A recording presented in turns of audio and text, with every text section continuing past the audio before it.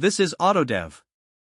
It's an autonomous multi-agent system that watches AI and ML publications for trending topics, selects one, decomposes it into milestones, and ships a working code base to GitHub through pull requests at human pace, so the commit history reads like a developer actually did this.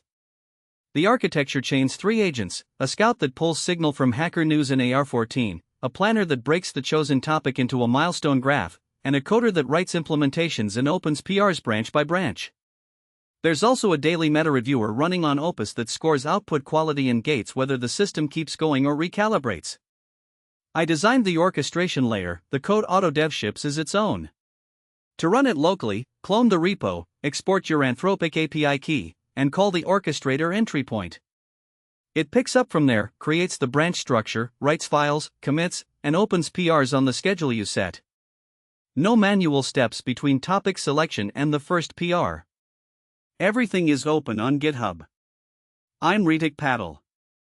If you're building autonomous coding pipelines or studying how multi-agent eval gating works in practice, the repo is worth a read.